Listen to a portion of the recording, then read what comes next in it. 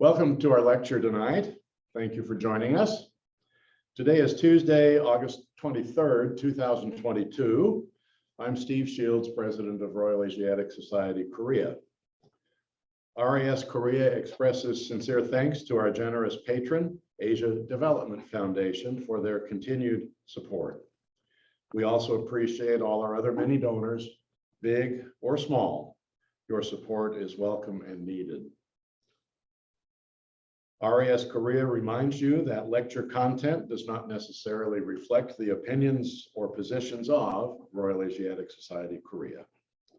We are joined tonight by Dr. Hyung Min KIM. Min is a senior lecturer in urban planning at the University of Melbourne. His teaching and research activities focus on urban development, land policy, and international planning studies, economic, spatial dynamics of cities. Tonight, Professor Kim will be answering the question, what is the second largest North Korean city? After the lecture, there will be time for questions. So let's please now welcome Professor Kim. Min, thank you for joining us. Thank you, Stephen. I'm very pleased to make a presentation at the Royal Asiatic Society of Korea. And I'm currently staying in Melbourne, Australia, which is very different in terms of weather and the season. We are heading to spring. We are at the end of the winter in Melbourne. If you have been to Melbourne, probably you know the weather here. It's pretty unpredictable and pretty windy. And now the weather is pretty unknown everywhere. Hopefully you are safe wherever you are. Today I'm going to talk about the second largest city of North Korea. I will share the screen. Here you go. I believe you can now see what I'm looking at. The motivation of this research was one gentleman who wrote this book, The Urban Planning in Hamhung and Hungnam. And that gentleman passed away a couple of years ago. And this book was the outcome of his experience when he was a translator, when a group of planners and engineers were sent to North Korea for post-war reconstruction. It was during just after the Korean War. Indeed, I haven't been to Hamhung, but I did archival research and I collected information here and there to carry out this project. So I'd like to start with pretty general question, what we know about North Korean cities, and are North Korean cities pretty unique? And what theories and what ideas can really explain North Korean cities? Indeed, I have to acknowledge that my limited understanding of North Korean cities and North Korean politics as well, simply because I haven't been there. But the content that I'm going to present today is interesting enough to share with you because of the lots of activities and history there in North Korea. This table briefly shows the population distribution in North Korea. As you can see in this table, except for Pyongyang, no city has more than 1 million population in North Korea, which is pretty astonishing. And 1 million by South Korean standard is not that very big city. It could be small or medium-sized city, but there's no city with more than 1 million population other than Pyongyang. But Pyongyang is extremely large by in this context. It has more than 3 million people. Its population size is as high as Busan, but the second largest city, which is Hamhung, has around 700,000 people now. There is a huge gap between the first tier city and the second tier cities. I'd like to use this metaphor to illustrate the city of Hamhung with milfeu. I don't know whether you had an opportunity to have this dessert, French dessert called milfeu.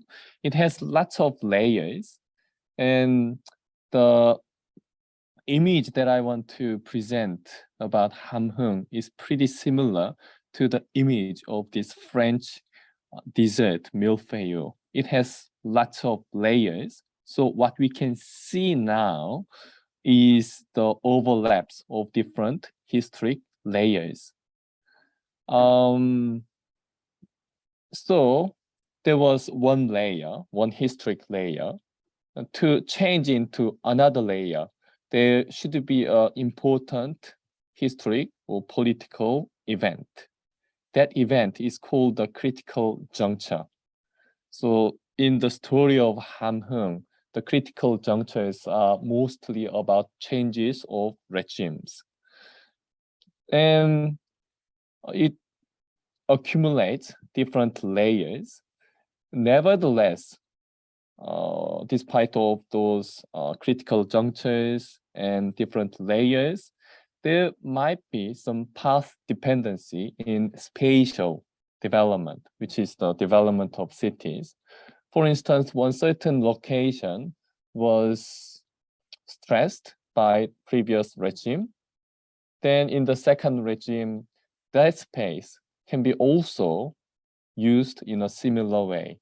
All the political and cultural significance stays there for a long time, despite the changes of the regime. This is called spatial lock-in or locational inertia. So these ideas will be the overarching idea of my presentation today. So what do you know about Hamhung? And if I were with you, probably I ask you this question: well, how many of you have been to Hamhung, or what do you know about Hamhung? What would be the first keyword when you talk about Hamhung?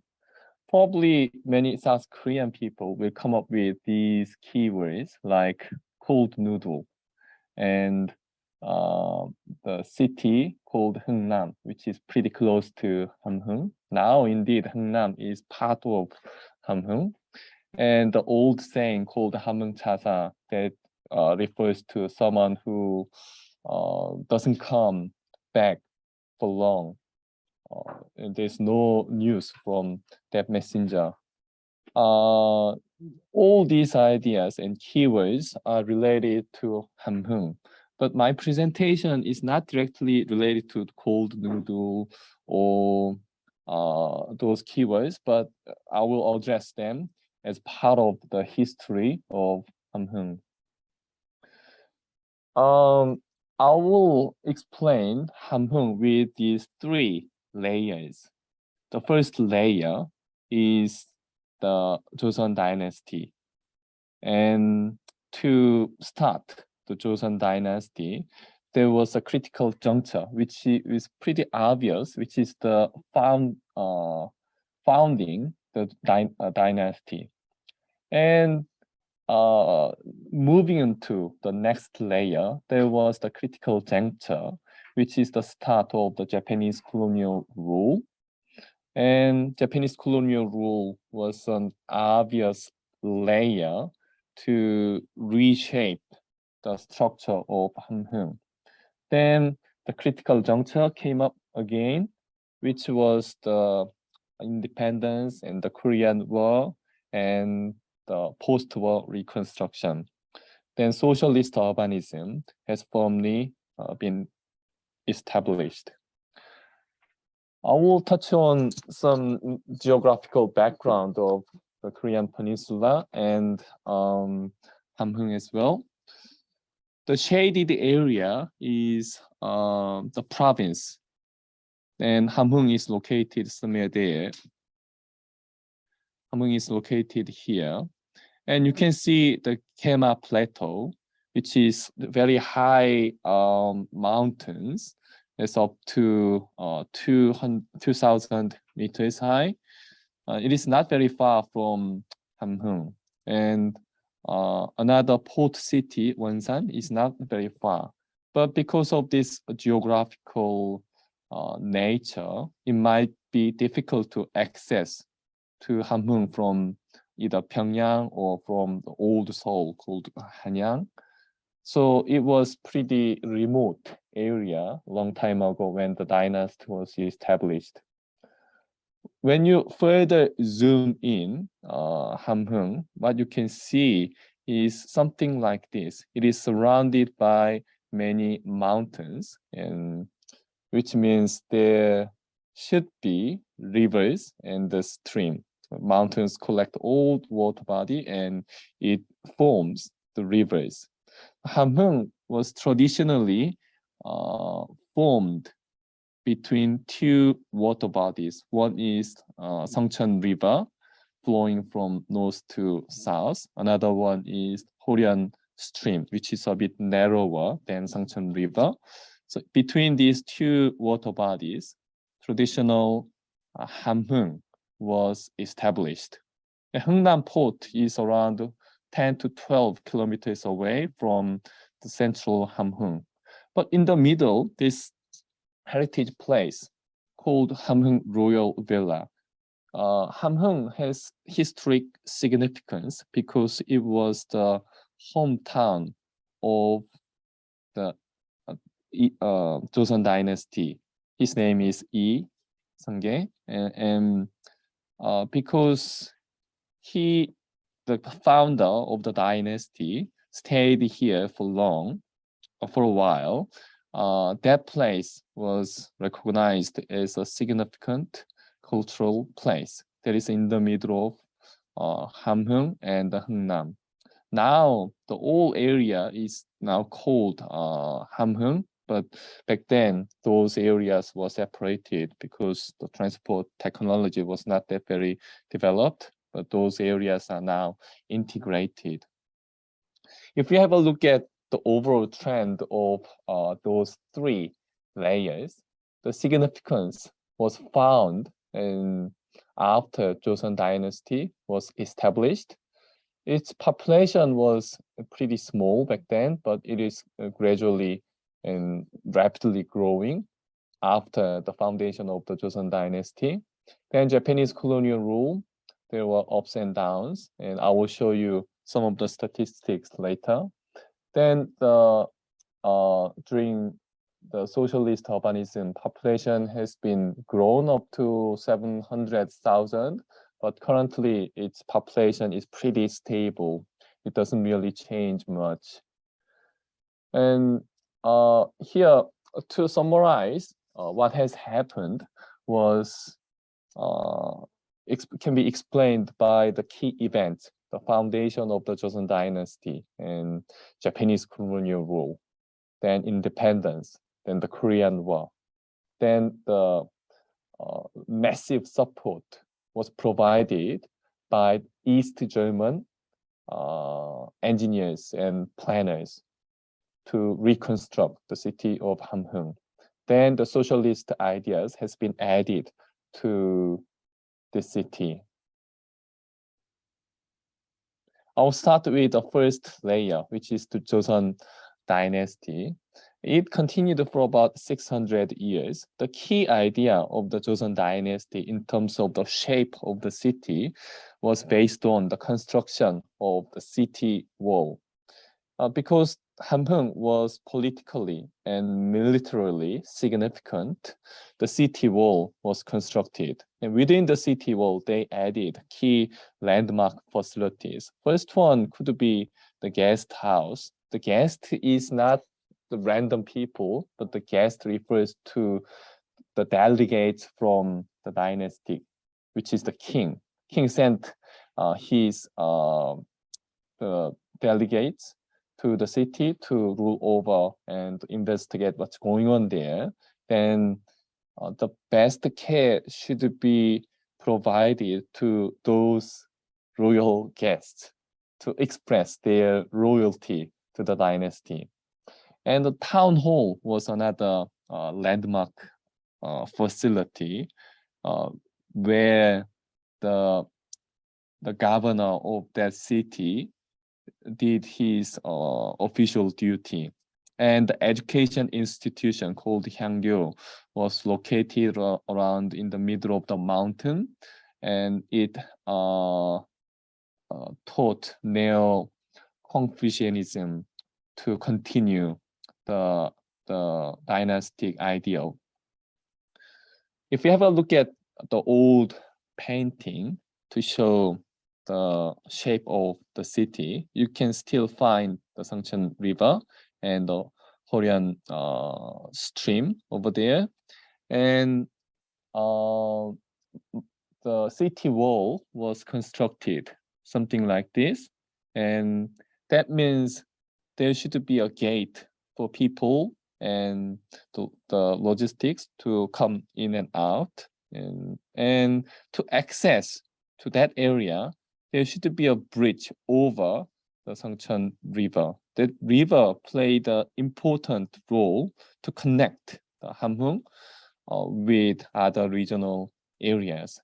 This bridge was called the Manse Bridge.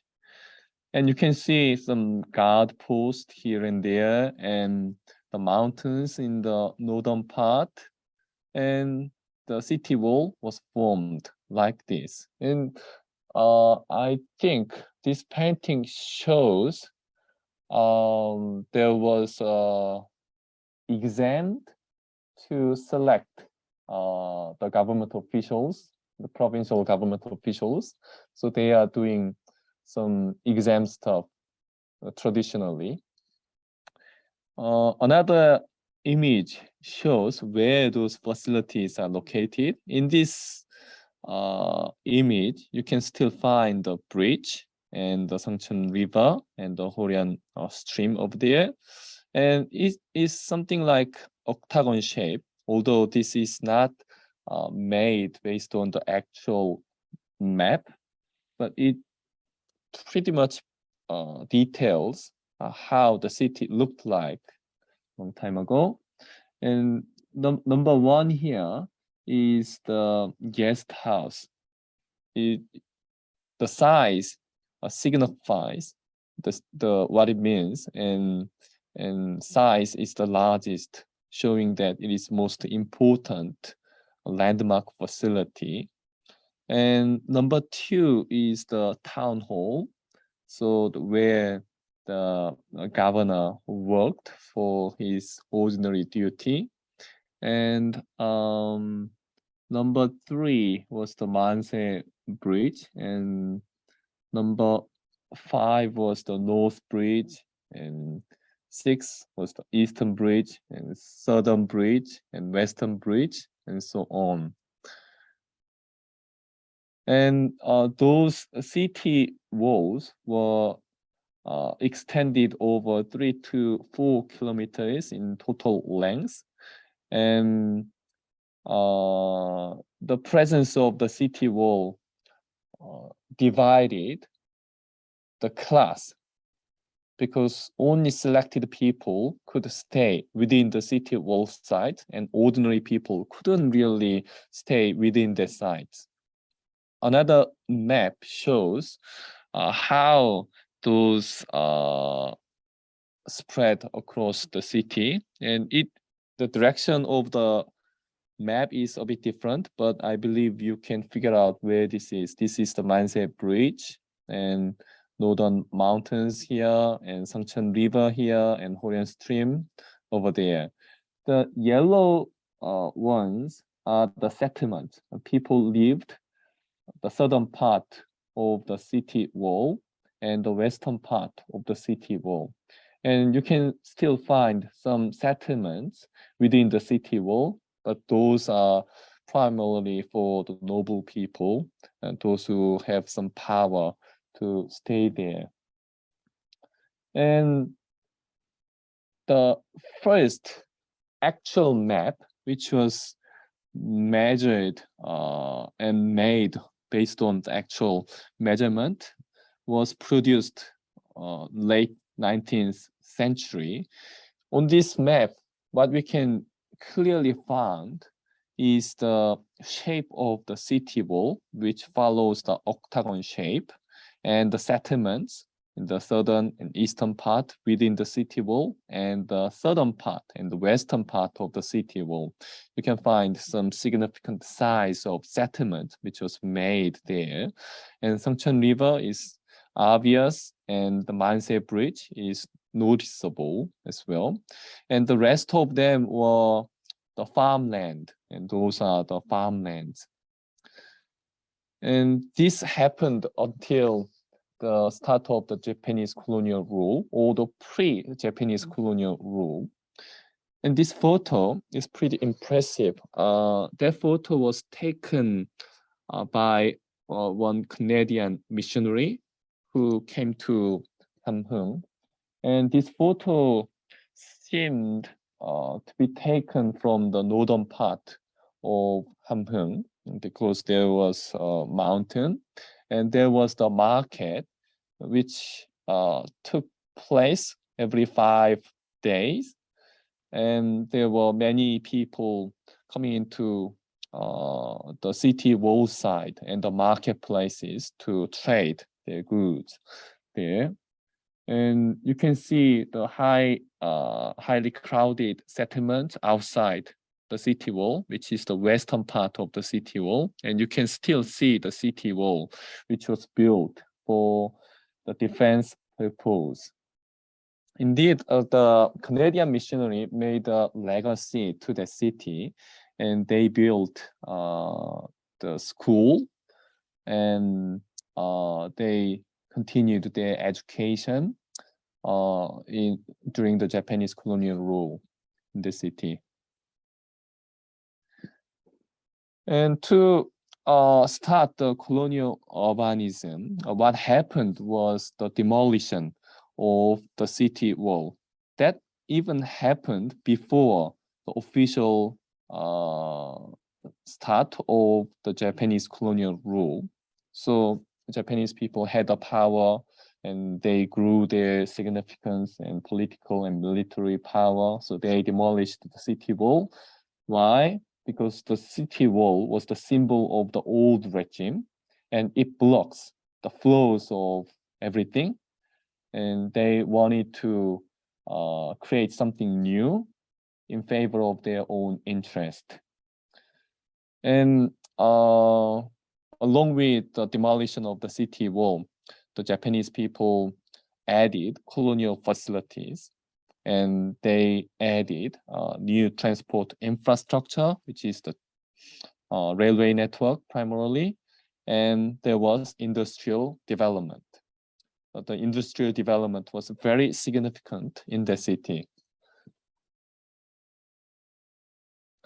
From the map of 1918, the city wall has been already gone. The dotted line shows the old sites where the city wall was located. But you can see the clear changes in number 14 and number 15. Number 14 was the prison. And imagine the Japanese colonial rule. Probably they need to exert their political and imperial power. If there were anyone who were against them, probably prison was a necessary facility for them. So it was built somewhere there. Then number 15 was the military camp. And there was a war between Japan and Russia. And the military camp was kind of important for their imperial interest. So it was built somewhere there. And you can see some expansions of the settlement. It was further expanded, and you can see a new road network. A very clear road is established from here to northeast side.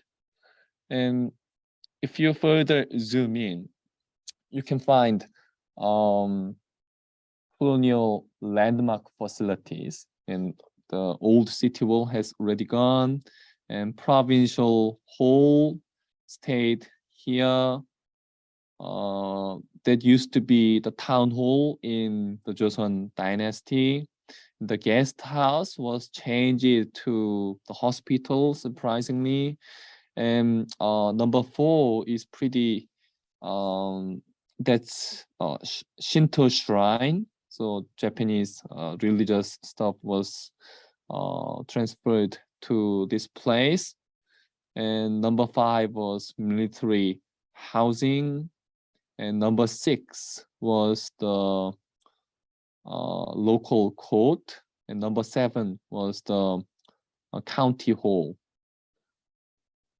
And number 8 was military police, something like this. So the military, the colonial power has appeared in the central places. But what is interesting is the location of the political power is pretty much the same, but their owner and the operator has been changed to Japanese colonial rule. In another map, this map was produced for the tourism purpose in 1941. The road structure has been pretty much clear, but the central place has organically developed road structure. And as towarding the end of the Japanese colonial rule, their focus has been shifted to more military because they wanted to focus on the war against Russia and the Pacific War as well. They couldn't really focus on the infrastructural development, but what they have done is creating new road network and railway network. Here you can see the railways are connected here, and railways are connected from the central Hamhung station to Hungnam. So in the middle of Japanese colonial rule, they made a plan to industrialize and urbanize some of the areas. And the key of this plan was to relocate the Hamhung station to secure more land and to enhance the accessibility. But it was not prioritized because of the outbreak of the war. And the third change was industrial development in Hungnam primarily, because there was a very interesting or successful Japanese electrochemical engineer. His name was Shitago Noguchi, and he succeeded power generation in Japan, and his business was super successful, and he found an opportunity to do something similar in the Korean Peninsula. He saw the opportunity around Kema Plateau because there is a high height difference because of presence of Kema Plateau. It's a good place to generate hydroelectric power. So he established the hydroelectric power plants by making use of the height difference between the Kema Plateau and the surrounding areas. And all the power generated from the power plant at the Kema Plateau was transited to Hungnam. So because of the massive power generation and availability of the power, the Hungnam area had a great opportunity to start chemical industry. The chemical industry generated lots of factories. That means they needed new buildings for the workers, and those dormitories were for the Japanese managers and Japanese workers, as well as Korean laborers there.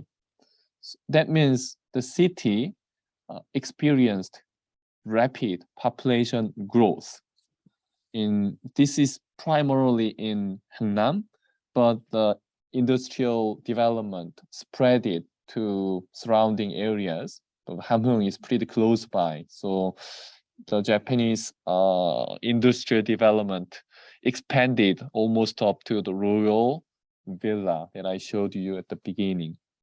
So next slide shows the population growth in Hamhung. You can see the Korean people, Japanese people, Chinese people, and other people, but it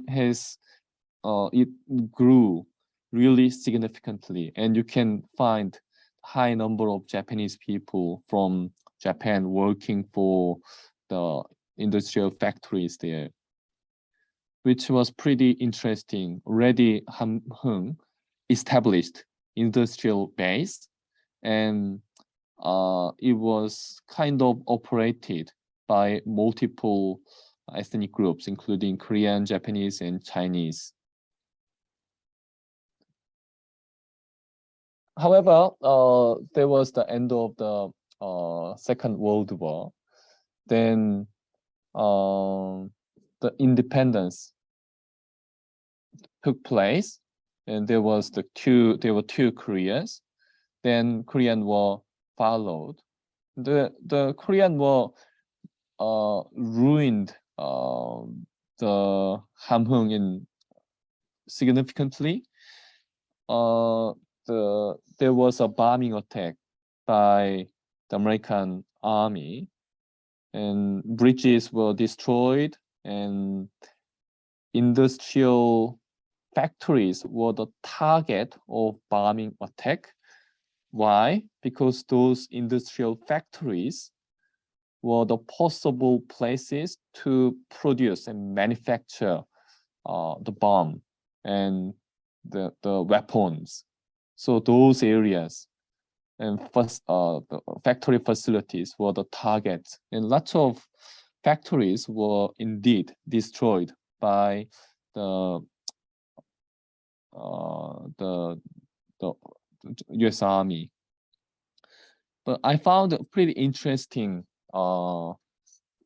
image. This is the produced in the middle of the Korean War. You can see the Sangchun River pretty clearly, and the road structure was already pretty much clearly established back then. And in the middle of the Korean War, what happened in North Korean regions was the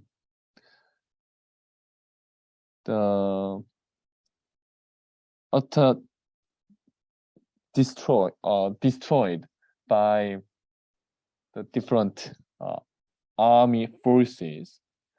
The very important event took place in 1950. I don't know whether you watched this movie. I think this movie is pretty well known in South Korea, at least, which was kind of based on the event in 1950 in the middle of the Korean War. So Hangnam was a port city because of Chinese army that decided to join this war. The US Army and the Korean Army had to evacuate from the northern frontier line. So they have to secure the port to do it. Hangnam and Wonsan and some other ports were selected by the US Army. And many North Korean people wanted to evacuate, but there was no way to do it other than taking the ship. So lots of people flocked into the Hungnam city for evacuation. It took place on almost the Christmas Day in 1950, and almost 90,000 refugees gathered in the city. You can see the photo there. And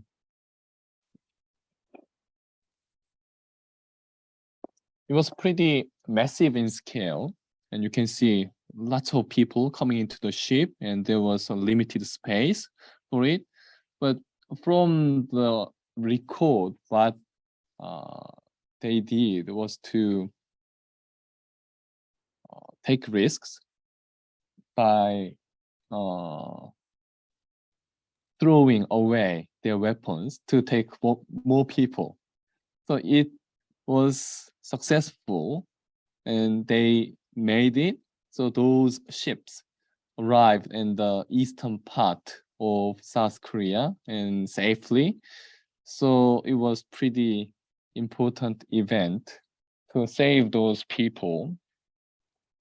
And after the Korean War, North Korea wanted to recover from all the ruins, and so they made some plans to restructure the city of Hamhung, but they couldn't really implement that one because they didn't have resources. They didn't have the capacity to do it. So what happened was they asked socialist brother countries to help them. So the Kim Il-sung approached to Russia and East Germany, and East Germany decided to support one city in North Korea because many cities were destroyed by the Korean War. And the North Korea selected Hamhung because of its industrial and political significance.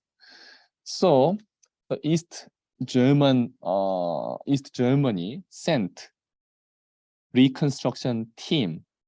It was not a small scale, but it's a massive scale. In total, it's around 500 professionals, including engineers, planners, architects, and so on. They came over to Hamhung, and they made a plan, something like this.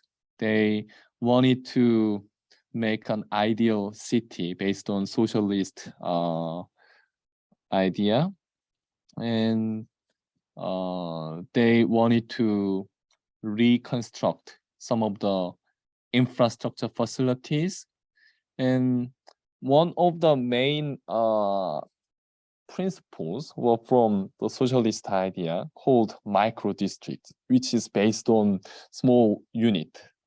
And the small units could be implemented here and there, and those small units can form a bigger units. And those micro districts were used in Russia and East Germany, and that idea was also transplanted into the reconstruction of Hamhung. And I found the 16 planning principles that they used based on the socialist ideal. By reading those principles, I found that their approaches were not very different from what current planners are doing. For instance, they want to remove vehicles from the major road for the sake of pedestrians, so that they can make a quiet place. And they want to stress green space and high-rise buildings and so on. Although those principles are kind of acceptable and good in terms of its objective, and what they have produced was something different from what current planning practice is doing. This is the plan that East German people made based on those 16 planning and design principles. They created main plaza, and they wanted to link the major arterial road to the plaza, something like this. And if you go further to that area, you will see the Songcheon River there, and there should be this is the station, Hamhung station, and that road is not very long, like less than 1K, but that road was named after Kim Il-sung. So that street was called Kim Il-sung Street. And this was also another important axis. That street was named after the president in East Germany, so Wilhelm Street. So that was Wilhelm Street and Kim Il-sung Street. Still, major political landmark buildings are along this Wilhelm Street. Now they changed its name to Joseon Street. And this one is no longer Kim Il-sung Street, but this is Station Street. I don't know why, but it has been changed. And during the socialist regime, what the North Korea continued was to make use of its industrial legacy in the city. And they could generate the power, and there was a industrial factory in that area. So they wanted to put together the industrial factories. One of the success from their point of view was to produce vinalon. Vinalon is chemical fiber, which is pretty similar to nylon in other parts, but it was produced and invented by Korean scientist and chemist.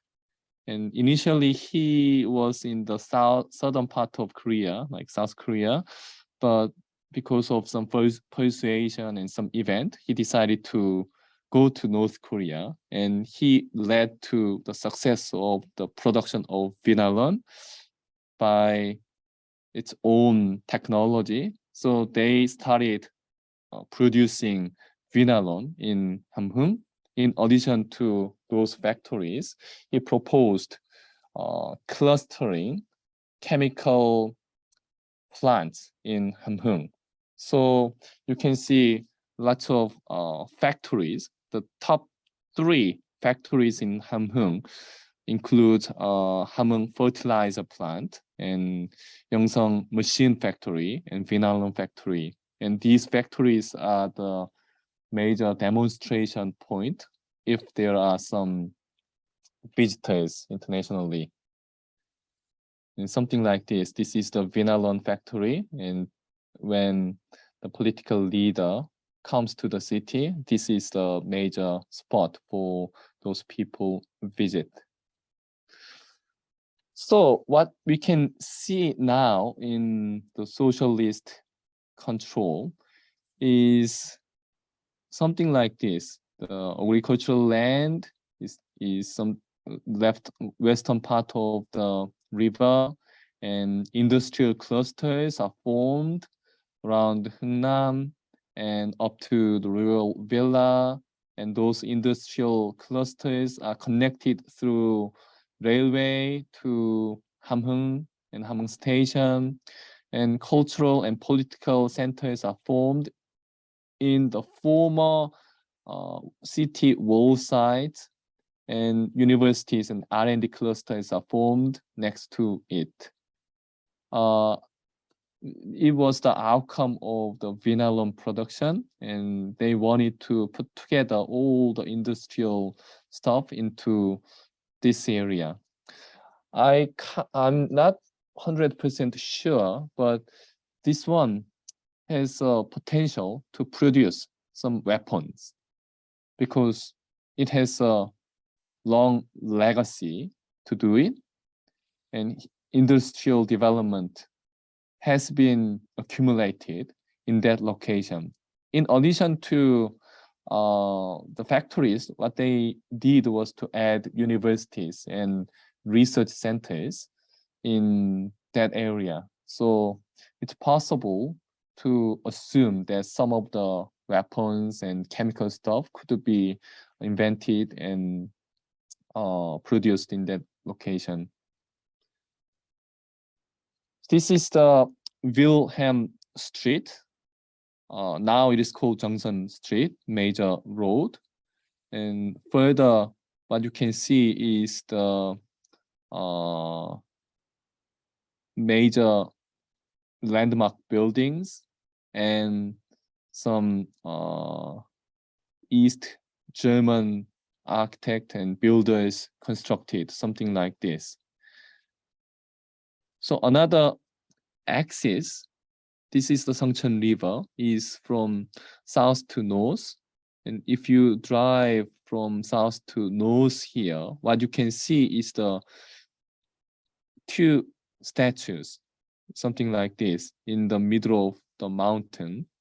And along this Joseon Street, you can find the Manse Bridge, which was reconstructed after the Korean War, and it connects to the eastern part, linking major political facilities.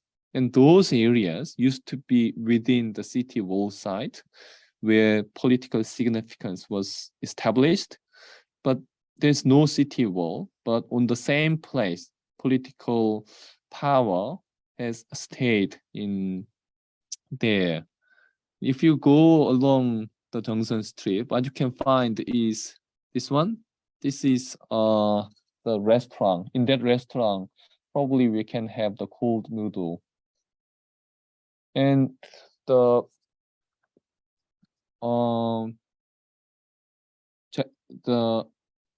socialist regime emphasized its unique architectural design because they stress self-reliance, something like that.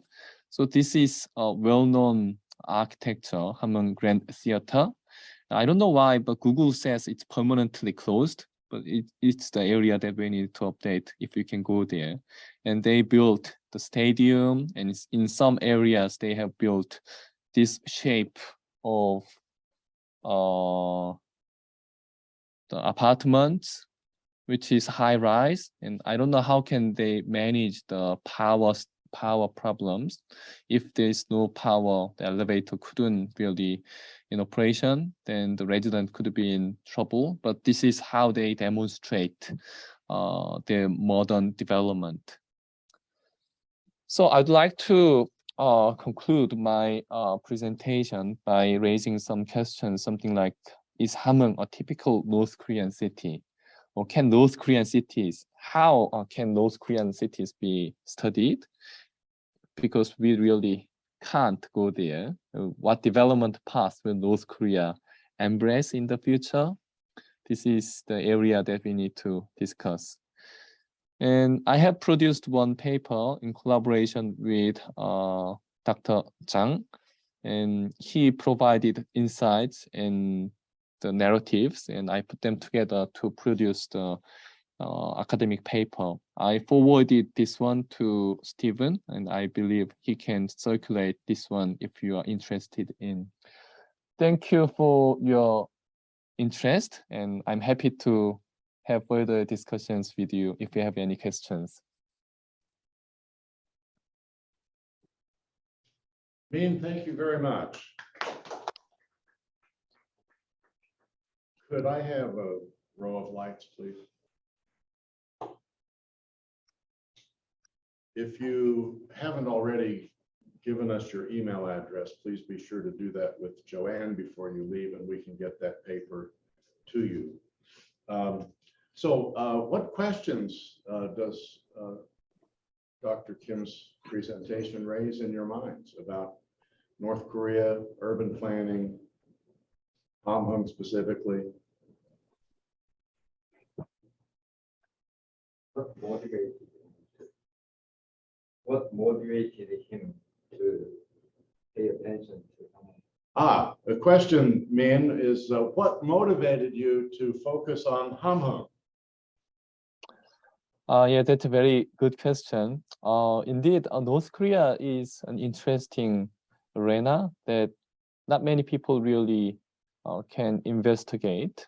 And Pyongyang is relatively well known. You can find lots of materials about Pyongyang, and many academics already published books and academic papers about Pyongyang. But what I was impressed from the story of Hamhung was the effort made by East German professionals, and that was pretty much hidden in the history, although its legacy and the outcome is very obvious. Indeed, South Korea has received lots of aid from America and the European countries, but North Korean experience has been hidden.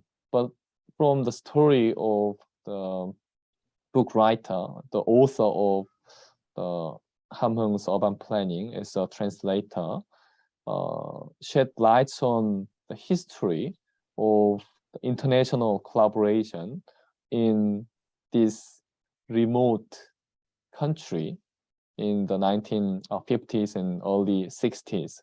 So I wanted to articulate how this happened, and I want to share this story with wider people. That's kind of the motivation that I did this study. Min, it raises a question in my mind. There was a lot of destruction during the Korean War. How much of a blank slate did the East Germans have when they came in to rebuild the city in the mid-50s and early 60s? Yeah, I don't have exact statistics, but what they did was to make a plan first, because it was destroyed. They needed a plan to do something. So they worked on the plan, and in the middle of their task, there was a conflict and the tension between the East German team and North Korea. North Korea wanted to build more housing, but East German team wanted to ensure the quality. So there is a tension, but anyway, North Korea won. So the plan has been changed to build more housing. Like they can build housing without individual the kitchens. Those kitchens could be shared, and toilets could be shared. And in Hamhung, the weather is pretty cold in winter, but double-layered glasses couldn't be built because it's too expensive. So they cut the cost to produce more housing. So they ended up like building 400 to 500 housing, and then they gave the plan to the North Korea. And because the East Germany faced the shortfall of their budget as well, so they couldn't continue their task. So after 3 or 8 years of aid, they stopped providing those experts. Then they wanted North Korea to continue their building project according to the plan, but the plan didn't really make up. I see, very good. Yes, sir. Dr. Kim, how well do today's young people in Hamhung understand and appreciate the East German contribution? Do they recognize it, or has it been forgotten accidentally or purposely? And how do Germans look at their experience in contributing to that city once upon a time? Oh yeah, that's a very good question. Indeed, I tried to watch some YouTube video who are from Hamhung, and those people from Hamhung easily recognized those areas were built by East German people because the the appearance of buildings are different from other parts. So that's one thing. And so I believe the residents in Hamhung know the influence of East German experts. And I'm not sure how current German government and German people understand their support to North Korea because it was done by East Germany, and now the East Germany is not is united with to form Germany now, and their focus is not like supporting the old socialist regime, but their influence could be found in even other countries like Vietnam as well. So this is kind of forgotten by German people. Only selective the academics and historians might be interested in, but the Hamhung residents could understand their influence, obviously. Thank you. Are there any other questions?